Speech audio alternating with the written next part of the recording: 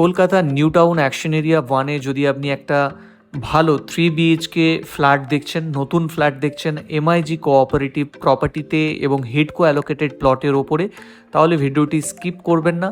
ফ্ল্যাটের মধ্যে এন্ট্রি করেছি, আপনি এখানে পাবেন separate living and dining area, 3টি বেডরুমসের একটি flat, approx 1250 square feet super built-up এরিয়ার ওপর 3টি বেডরুমসের সাথে আছে এই ফ্ল্যাটটি।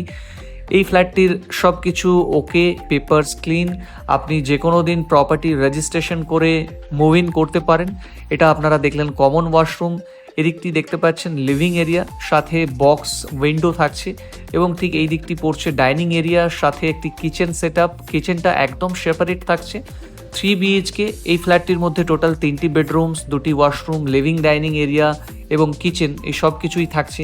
এটা দেখছেন আরও একটি বেডরুম, বেডরুমের সাথে থাকছে একটি ব্যালকনির অ্যাক্সেস, ব্যালকনি থেকে সামনের রাস্তাটা দেখা যায়।